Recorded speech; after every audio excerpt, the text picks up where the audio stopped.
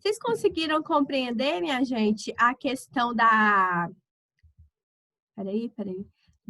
Do mito da caverna direitinho?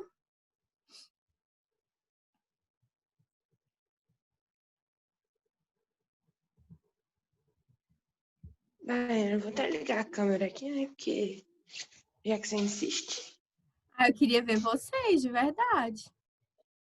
Eu só vou pegar um todinho que eu tô com uma fome. Aqui, gente, agora falando sério, vocês liguem a câmera hoje, todo mundo liga a câmera aí, Samira vai fazer um sorteio. Eu tô até devendo fazer alguma coisa com vocês, dos estudantes, gente, mas vocês não têm noção da minha vida, o que foi esses dias. Tá? Depois vocês perguntam, Flávio, que vocês já sabem tudo da minha vida e do Flávio, né? Então depois vocês perguntam para ele a correria que foi esses dias, tá? De resolver questões burocráticas. Mas depois a gente programa algum sorteio, alguma coisa legal para vocês. E pode abrir a câmera aí, tá? Quem quiser. Galera, vamos lá, então. Eu vou devagarzinho, porque já é um tema assim mais complicadinho, mas qualquer dúvida é só pedir para eu parar que eu pare e a gente vai tirando as dúvidas. Então, René Descartes, gente, é o francês. Ele é o chamado de pai pai da filosofia moderna, né? Que ele não é lá da época lá do Platão, do Aristóteles, que a galera lá da antiguidade, ele já é da era moderna. E assim como Platão, ele falava que a verdade estaria na questão da racionalidade. Ele também negava, não vou falar que ele negava tão intensamente, mas ele não considerava que que os sentidos levassem a pessoa a um conhecimento verdadeiro. Então, ele criticava as teorias, todas as teorias, tipo as empíricas, né? Que fala das experiências com esse mundo que a gente vai estudar mais também. Ele falava que todas essas filosofias, essas teorias que defendiam que o conhecimento estava aqui, que está aqui nas experiências, ele falava que esse tipo de conhecimento, ele era errôneo, ele levava ao engano. Aí eu estava pesquisando mais sobre o René Descartes, né? E ele falava, gente, que o conhecimento, ele é algo inato, é algo que nasce com a pessoa. Diferente de outros filósofos que a gente vai ver mais para frente, que defendem que o conhecimento ele é adquirido, quer ver? Até o John Locke. John Locke falava que o conhecimento e as experiências ela é adquirida com o tempo. Porque John Locke falava que nós somos como um papel em branco. E com o tempo, com o que a gente for vivendo, a gente vai escrevendo nesse papel. Já o Descartes, não, ele fala que nós já nascemos com o conhecimento inato, tá? Algumas coisas já nascem com a gente. Então, presta atenção que algumas coisas não tem aí no nosso material. Então, vocês podem marcar para mim, gente. Quer ver? Você pode marcar daqui, tá aqui, quer ver? Aqui, ó. Pois não. Então, tudo bom, professora Miguel? Então, Jesus, vai chover hoje. Para tudo. Exatamente. Então, peraí, Miguel... Descartes é o que acreditava que a gente já nascia com alguns conhecimentos. Sim, ele falava do conhecimento inato. Eu acredito no René Descartes. Por exemplo, sabe por que os humanos não gostam tanto do escuro? Porque, tipo, antigamente, quando a pessoa era bem uns macacão lá, os humanos, um monte de macacão, eles perceberam que no escuro era muito mais difícil de se proteger e que, tipo, eles não conseguiam se proteger no escuro, eles morriam tudo. Era frio, eles não tinham fogo, então era frio, tinha mais bicho caçando à noite, então eles só morriam. E os humanos também ficam meio desconfortáveis no escuro. Não Então, é eu bom acredito. não, né? Também não gosto de escuro, não. Então, Só pra dormir. então eu acredito no René Descartes. Eu acho que faz Mas sentido. isso aí foi uma coisa que ele vivenciou e ele percebeu que ele não gosta do escuro, velho. Ele não nasceu sabendo que ele não gosta do escuro. Só, gente, que deixa eu só falar com vocês. Essas teorias a gente vai trabalhar na próxima aula. Deixa eu ver se é na próxima. O empirismo, que é a teoria que defende que o conhecimento é a partir da experiência. O Descartes fala que o conhecimento já é inato. Assim, nós vamos discutir aqui, mas eu estou trazendo conceitos para vocês, mas não necessariamente, por exemplo, que a Amanda tem que concordar com o Miguel, tá? Isso aqui, você pode pegar um pouquinho de um pouquinho de outro, tá? Para você ir acrescentando as coisas aí para sua vida. Platão e Descartes, eles achavam que o conhecimento estava só na razão, no raciocínio, tá? E outros vão falar outras coisas. Mas interessante a sua ideia aí, Miguel. Mas o Ô, ponto de Daiane, verdade, professora, é que eu tô certo. Tem essa não. Ah, tá, tá bom, sei. Pode falar, Maria Clara. Daiane, Tudo bem? mas bom dia. Conhecimento, eles estão incluindo aí instinto também ou só conhecimento puro? Porque eu Porque imagino que o instinto é algo que nasce com a pessoa de acordo, vamos falar, com a pessoa, nasce com ou o animal ou com o ser humano de acordo com a espécie, né? Então, por mais que você seja ser humano e você possua coisas que você aprendeu com sua família, com a sua escola, algumas coisas são do instinto. Então, algumas coisas já nascem com você. E aquilo que já nasce com você é inato. Entendeu? por exemplo, entendi, é porque eu tinha imaginado que, tipo assim, a gente nasce com medo do escuro por causa desse instinto que o Miguel falou, de achar que no escuro vai ser mais difícil se proteger. Essa questão do escuro, por exemplo, eu nem acho assim que seja uma regra, não. O Miguel trouxe, é lógico que muita gente tem Eu não o medo, concordo. mas não é regra, porque tem gente que não tem, entendeu? Não sei se eu consegui te esclarecer, Eu entendi sim. entendeu? Então tá. Qualquer coisa, depois a gente vai repetindo, tá? Continuando, então, vocês vão marcar aqui, ó, de Descartes até o mundo. Então, ó, Descartes critica duramente as teorias filosóficas que defendem que o conhecimento só pode ser adquirido por meio dos sentidos, uma vez que esses são instrumentos falhos e que não podem garantir a verdade sobre o mundo. Então, vamos lá entender por que ele fala que os sentidos eles podem enganar. Aqui tem um exemplo que eu vou pedir alguém para ler, mas deixa eu dar falar um pouquinho aqui para vocês. Por que os sentidos eles são enganosos? Olha que curioso. Eu certa vez trabalhei numa escola quando eu comecei a dar aula. Os meninos foram meus cobaias lá em Reduto. Aí trabalhei, os meninos todos no sexto ano. Anos depois eu voltei lá e encontrei esses alunos, já estavam no ensino médio. E assim, os meninos ficavam assim, professora, tudo bem? Você está me reconhecendo? Gente, eu não reconhecia ninguém. É sério, porque adolescente muda muito, muito, muito. Então, o que acontece? Eu conhecia os meninos, só que os meus sentidos estavam me enganando, porque eu não estava conseguindo, era a mesma pessoa, era o mesmo ser, vocês estão conseguindo compreender? Só que por meio dos meus sentidos eu não conseguia reconhecê-los. Então, por isso que tanto Platão quanto o Descartes, eles afirmam que os sentidos nos conduzem ao engano. Assim como esse exemplo que está aqui na apostila. Você pode ler para nós, Maria Clara? Na página 6, ó, Tomemos este pedaço de cera que acaba de ser tirado da colmeia. Ele não perdeu ainda a doçura do mel que continha, retém ainda algo do odor das flores de que foi recolhido. Sua cor, sua figura, sua grandeza são patentes. É duro, é frio, tocamo-lo e se nele batermos, produzirá algum som. Enfim, todas essas coisas que podem distintamente fazer conhecer o corpo encontram-se neste. Não Mas eis que, enquanto falo, é aproximado do fogo.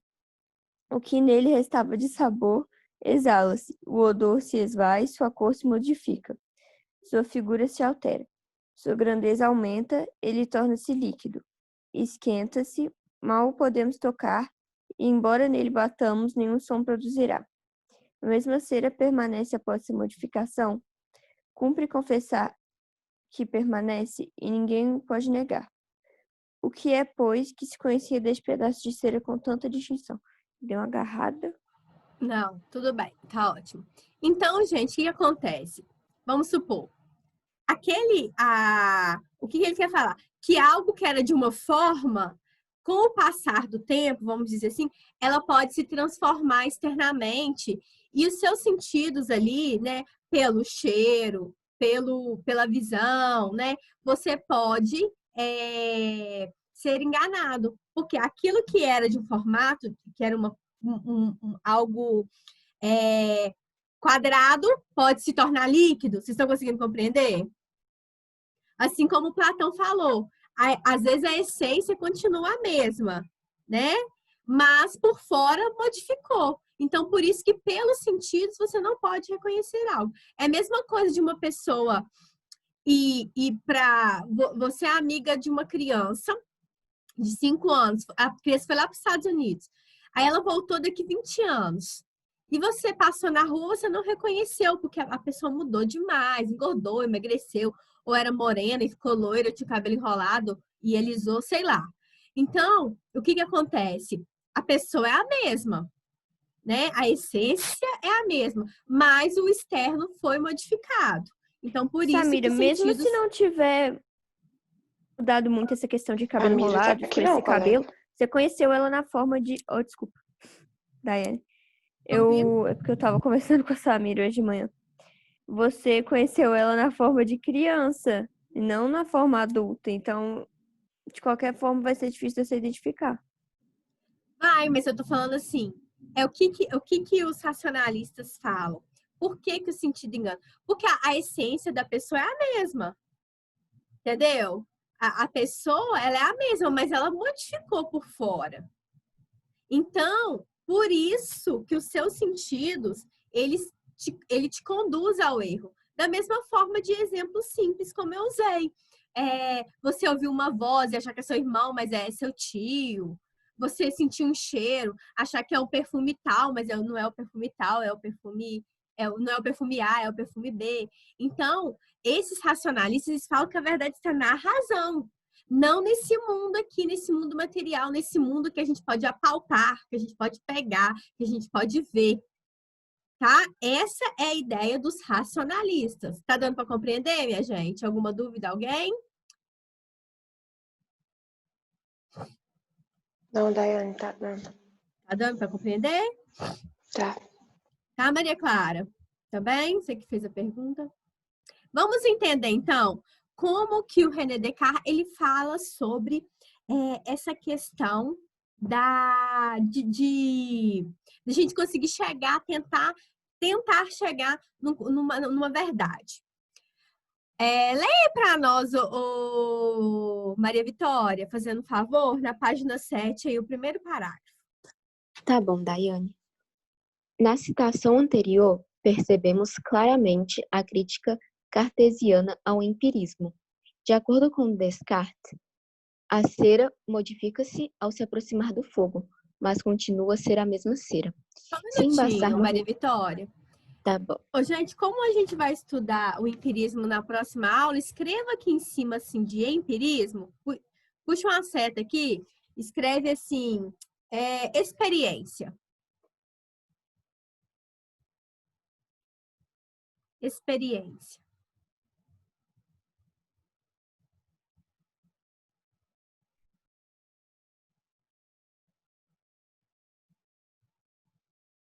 Beleza? Pode continuar a partir daqui, Maria Vitória. Tá bom. Se embaçarmos nosso conhecimento nas características externas da cera, aquelas que podem ser observadas pelos sentidos, ficaríamos obviamente confusos. visto que tais características modificam-se o tempo todo. Por isso, segundo Descartes, para um conhecimento seguro sobre a realidade, é necessário ir além dos sentidos. Assim, o filósofo elabora um novo método, baseado na matemática. Na matemática, não há nenhuma participação dos sentidos, visto que se trata de pura abstração, que ficou Anota aqui conhecido como rapidinho, Maria Vitória. Tá bom. Abstração, vocês podem colocar resultado. Aqui, ó. Você puxa uma setinha para cá, ó, escreve assim, resultado.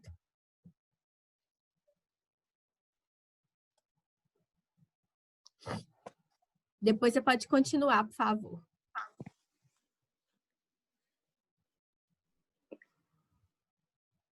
Que ficou conhecido como método cartesiano. Esse método consistia em 4 passos ou regras que, se seguidos corretamente, garantiriam a certeza do conhecimento. Vejamos a seguir os 4 passos cartesianos. Obrigada, tá? Nada. Gente, é o seguinte, então, presta atenção. Deixa eu contar para vocês. René Descartes, ele foi soldado, ele foi filósofo, ele foi matemático e ele foi mais um negócio lá que eu esqueci agora. Então, essa galera... Ele foi um indeciso. Não, calma aí que você vai entender a ideia do sujeito. Então, nessa época, né, gente, vamos falar assim, na Idade Moderna, a gente sabe que as pessoas tinham várias funções, tanto que a gente vê no contexto histórico aí, que, por exemplo, Tiradentes, né, ele trabalhava como dentista, ele era alferes e assim por diante, só para dar um exemplo. Então, gente... Os ricos, né, Samira? Os pobres eram só cuidando da cidade. Os ricos podiam ser filósofo. Eu te chamei de Samira de novo, Daiane. Chamou. Eu acho Pelo que amor de Deus, eu tô muito doida. acho... Gente, escuta o que eu vou falar. Quer ver que a Maria Clara vai ganhar o sorteio da Samira? Vou falar com a Samira assim, ó. Vai Maria Clara mesmo. tá sonhando com seu sorteio. Oi? Se eu ganhar, eu divido com você só por causa disso que eu te chamei de Samira 2 vezes. Oh, meu Deus, desculpa, Daiane. Não tem problema, não. Pode falar, Amanda? Não, Daiane, eu não ia falar nada, não. Ótimo que você fala. Mas aí, o que acontece? Como, né, a Maria Clara falou, as pessoas tinham várias funções e tal. E o Descartes, ele elaborou algumas coisas da matemática e ele sabia muito de matemática, né, na época dele, tanto que tem aquele, como é que chama? Plano cartesiano, esses negócios aí da matemática, gente, que assim, que eu não é minha amiga, tá? Porque eu nunca fui muito boa na matemática, eu sempre fui das humanas mesmo. Então, segundo o Descartes, ele falava que a gente poderia tentar chegar a um conhecimento verdadeiro a partir da matemática. Porque na matemática, gente, ó, olha que interessante, vocês podem até marcar aí para mim, de por isso até cartesianos. Por isso até cartesianos. Porque na matemática, gente, não tinha participação dos sentidos, não. Na matemática, ela consistia, na verdade, no resultado. E a matemática, ela é, né, gente, uma disciplina que ela é exata. Né? Por isso que tem as exatas e as humanas. Ou seja, ele fala que era mais fácil a gente chegar, na verdade, a partir da matemática. E dentro desse contexto aí, ele elaborou o chamado aqui, ó, método cartesiano. Nesse método cartesiano, a gente vai ver que ele utiliza 4 regras para tentar chegar na verdade. Ok? Gente, antes de continuar aqui, deixa eu só dar um recadinho. Vocês sabem que o teste vai estar liberado a partir de hoje, né? Uhum. Teste de filosofia. Vai ser no meu Bernoulli, né? Vai ser no meu Bernoulli, 4 questões. Não está difícil, tá, gente? Eu coloquei questãozinha assim, mais tranquila. Questãozinha de verdade e validade. Presta atenção que eu tô dando dicas. Questão de verdade e validade. Tipo assim, perguntei, presta atenção. No silogismo, qual que é o termo médio? Entendeu? Premissa maior, premissa menor, conclusão. Presta atenção na minha revisão. Premissa maior, premissa menor, conclusão. Qual que é o termo médio da premissa? Qual que os termos a seguir são verdadeiros, exceto, tá? Vai ser Ô, umas Nayane, coisinhas desse rapidinho. tipo. O negócio de verdade e de validade, a validade só tem que... Ai, meu Deus do céu, esqueci. A validar, para Só ser tem que válido, obedecer tem que... às regras, né? Isso. E para ser E verdade, para ser pelo seu verdade tem que conhecimento ser verdade. lógico. Pelo conhecimento de mundo, tá? Beleza. Tá tranquilinho, gente. Se preocuparam que tá tranquilinho, tá? Vocês vão conseguir fazer. Só dei essa paradinha aqui para 3 falar questões, sobre por que agora é 4? O que é 4? Porque era 3, né? Vocês falaram que era Não, mas 3. é porque é de múltipla escolha, ué. Então, Daiane, melhor ainda. Mas tá tranquilo, tá? Tá tranquilinho. Gente, então... alguém provavelmente já me falou isso, só que eu já esqueci. Isso vai ficar disponível hoje? Não, até segunda. Ah, tá. Obrigada. Eu tô achando que se você vai ficar disponível pro teste, eu falei assim, nossa Deus, eu tenho que fazer faxina aqui em casa. Não, vai até segunda-feira. Até segunda-feira, tá? Gente, vamos lá então. Tô ficando doida já. Então, vamos lá nas 4 regras. Isso que é importante, tá, gente? Prestem atenção. Nas 4 regras do método que o Descartes, ele elaborou para a gente conseguir, para a gente tentar chegar no conhecimento verdadeiro. Então, o primeiro, ele fala, gente, o seguinte, que, deve-se acolher como verdade, pode até marcar aqui, ai, meu Deus, como verdade somente aquilo que aparece à mente como uma ideia distinta e clara.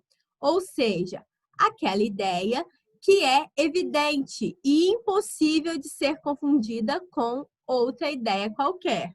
Esse cara era meio louco, daqui a pouco vocês vão ver por quê, mas vão com calma. Então, vocês vão marcar daqui até aqui, até qualquer.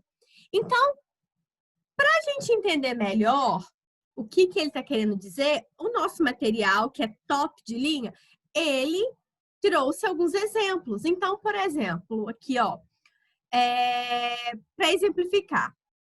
Pense em uma imagem para exemplificar, apesar de não ser esta a ideia que Descartes se refere. Faltando 10 minutos, mas acho que dá tempo aqui. Olha o exemplo. O juiz só pode aceitar uma prova no processo que incrimine o réu se esta prova for absolutamente verdadeira. Se houver qualquer dúvida, tal prova deve ser rejeitada. Então, ele fala que para um dos instrumentos para a gente chegar na verdade seria algo que traria uma ideia clara e distinta, ou seja, algo que é evidente, algo que não traz dúvida. Tá? Algo mais assim, que não pode ser confundido. Por isso que ele fala muito da matemática, porque a matemática é exata. Tá? Por isso que ele estudou esse método embasado na matemática. Vamos para o segundo aqui. Agora vocês vão entender de forma mais clara. Outra questão seria dividir o problema em partes. Tá? Dividir a dúvida, vamos dizer assim, em partes. Porque, gente, é mais fácil a gente dividindo as partes, é mais fácil a gente estudar, a gente tentar desvendar o mistério ou procurar a verdade, se isso tiver em partes, do que se tiver um todo. O exemplo que está trazendo aqui, seria de um mecânico. Imagine o motor de um carro composto por milhares de peças. O mecânico desmonta todo o motor, verificando peça por peça, sem deixar nenhuma de fora de sua verificação. Então, para encontrar o problema, vamos dizer, lá no motor, ele tem que desmontar o motor por inteiro, para ele saber em qual peça está o problema. Tá bom? Vamos lá, então. Então, agora vamos para a terceira regra. Regra da síntese. É necessário que os problemas sejam resolvidos individualmente, começando-se do mais simples até alcançar o resultado dos mais complexos ou difíceis. Igual que ele está falando do mecânico de novo. Então, ele precisa, para resolver um problema que está no carro, ele precisa de ir nas coisas mais simples, mais óbvias, para depois tentar encontrar o problema, vamos dizer assim, se o problema for mais complicado, até chegar no problema mais complicado. Então, seria basicamente isso. Começa do mais simples para depois ir para o mais complicado. Assim, gente, seria um médico, vamos pensar. Você fala assim, tô com dor de cabeça. O médico vai primeiro tentar diagnosticar o seu problema nas coisas mais óbvias, nas coisas mais simples, para depois ele ir para os casos mais raros, para uma situação mais Que é rara. sempre virose, né, Daiane? Sempre virose. Sempre é de pirona. Na maioria das vezes é de pirona, né? Depois vai Exatamente. aprofundando.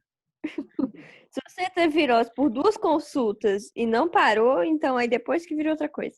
Aí depois você faz exame, né? Depois você vai no especialista. É assim. E por fim, regra da enumeração. Deve-se, de tempo em tempo, voltar sobre todo o caminho que você já... Vou pensar no mecânico. Já percorrido e verificar se alguma coisa ficou esquecida. Ou seja, realizar revisões constantes para verificar se tudo foi dividido na análise. E ainda, se tudo foi resolvido na síntese. Então, ó, o mecânico, ao montar o motor, sistematicamente verifica todos os passos e peças que ele montou, para ver se nada ficou esquecido ou se algo foi montado de maneira errada. Então, o que acontece, gente? Se o mecânico esquecer, eu não sei o nome daquelas peças doidas, né, de mecânico, mas se esquecer um parafusinho, aquele negócio pode dar problema. Então, por isso que ele tem que sempre que ele tiver, vamos supor, desmontou o motor, que ele estiver montando, ele tem que sempre ir lá onde que estão as peças para ver se não tá, se ele deixa de colocar alguma. Então, essa é a regra, gente, do método cartesiano. Ele utiliza esses 4 pontos para tentar se chegar num conhecimento verdadeiro. E uma coisa muito interessante, que eu vi alguns filósofos falando, que o Descartes, ele sempre duvida das coisas. Não que ele seja totalmente cético, que não acredita em nada, mas ele sempre questiona. Ah, isso aqui é água. Deixa eu dar um exemplo. Isso aqui é água. Ah, mas será que é água mesmo?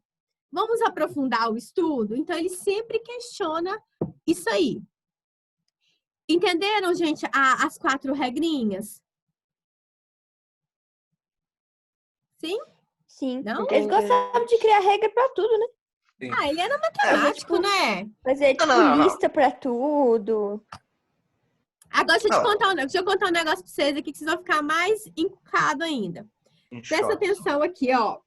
Ele falava, gente, então, ó, presta atenção nesse último parágrafo aqui, ó. De posse de tal método, Descartes busca por uma verdade que sirva de base e sustentação para todas as outras verdades sobre o mundo encontradas pelo sujeito conhecedor. Então, ele fala da questão da dúvida metódica, de você sempre perguntar, será que é isso mesmo? Tá? De sempre perguntar, de nunca acreditar só na sua palavra ou naquilo que você está vendo. Porque ele fala que deveria buscar um conhecimento absoluto, um conhecimento sólido, e ele traz uma outra hipótese. Tá aqui embaixo, ó, quem quiser até marcar aqui, ó, assim até lugar. Ele traz a hipótese do gênio maligno. Gente, presta atenção, do gênio maligno, aqui, ó, tá aqui, ó. Porque ele fala o seguinte, vai que existe um espírito que perturba sua mente, tá? Que engana sua mente e que você acha que você chegou numa verdade e você não chegou. Às vezes esse espírito está te induzindo ao engano. Olha que loucura, gente. Estão aí, todo mundo? Estão aí? É o quê? O cara. Presta atenção, gente, que esse negócio é muito louco. Ele falava que poderia existir Daiane, gênio maligno, que seria uma espécie de espírito.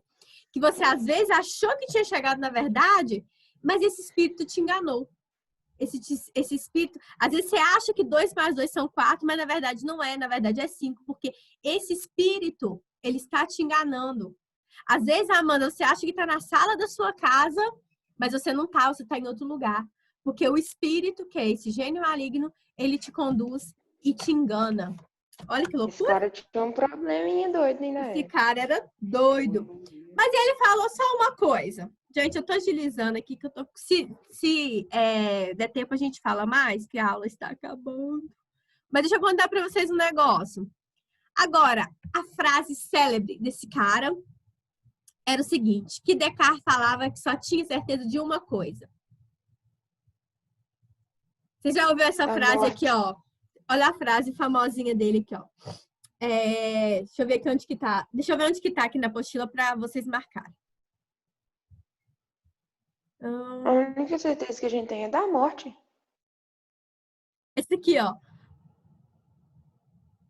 Ó, essa pode marcar aqui, ó. Tá até aqui, ó. Desse limite, Descartes traça um longo caminho partindo de ideias mais derivadas, como a ideia de que eu sei que existo porque penso. Tá aqui, ó, até aqui.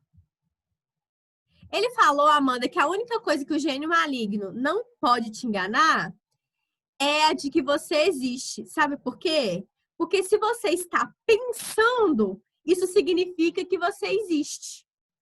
Porque se você não pensa, você não existe. Entendeu? Professora, Então, pois não. Quem falou aquele trem se a de... gente colocar num cenário, é bem ficção Fala científica. só rapidão que eu tô no último minuto. Não. É bem ficção científica, mas e se a gente colocar no cenário que você é real, mas o resto não? Isso aí não serve de nada. Ué, às vezes o gênio maligno tá te enganando, né? Mas tá bom, ele Quem- te enganou, mas... eu penso, logo existo. Se eu tô pensando, todo mundo existe? Não. E só se só você for real? Ah, mas aí eu não sei. Aí você tá assim, tá indo muito além do meu raciocínio, né? Miguel descobriu o nosso segredo. Daiane não tem mais jeito de fingir, a gente não é real. Tá certo. Só Ô, eu, gente, tá? agora Ô, sério aqui, que Daiane. tá acabando qualquer coisa, eu até volto nesse Agora, finalzinho aqui. A única coisa que Descartes falou que o gênio maligno não engana é que a gente existe. Porque se eu penso, é porque eu estou existindo, é porque eu existo. Tá? Aqui vai acabar a aula, me perdoe não tirar as dúvidas agora, eu tiro na próxima aula. Façam para mim, por gentileza, o 3 e o 4. Gente,